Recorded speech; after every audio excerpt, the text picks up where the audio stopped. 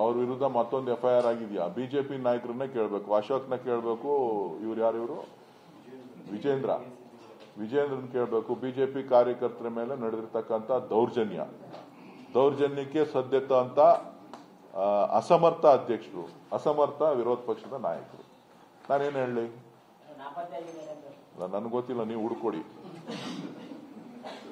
ಅಸಮರ್ಥವಾಗಿ ಅವರ ಪ್ರೂವ್ ಆಗಿದೆ.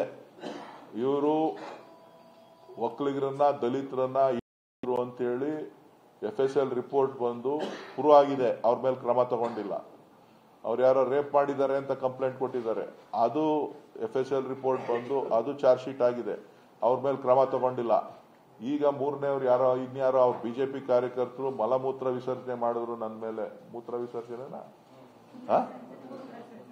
ಮಾಡಿದ್ರು ಕಾರ್ಯಕರ್ತರು ಅಂತ ಒಂದು ಹೆಣ್ಮಗಳು ಕಂಪ್ಲೇಂಟ್ ಕೊಟ್ಟು ವಾಟ್ಸಪ್ ಅಲ್ಲೆಲ್ಲ ಹರಿದಾಡಿದೆ. ಅವ್ರ ಮೇಲೆ ಕ್ರಮ ತಗೊಳ್ಳಿಲ್ಲ, ತನಿಖೆ ಮಾಡಲಿಲ್ಲ ಅವರು ಅಂತ ಅಂದ್ರೆ ಅವ್ರಿಗೆ ಇನ್ನೂ ರಕ್ಷಣೆ ಕೊಡ್ತಾ ಇದ್ದಾರೆ ಅಂತ ಎಂತ ರತ್ನ ಇರಬೇಕು ಅಂತ ಹೇಳಿ ಅವರು ತೀರ್ಮಾನ ಮಾಡಿ ಪಕ್ಷದೊಳಗಡೆ ಇಟ್ಕೊಂಡಿದ್ದಾರೆ ನೋಡಿ.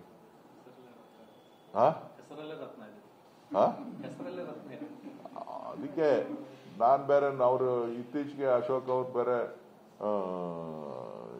ಒಂಥರ ಕಾಣಿಸ್ತಾರೆ.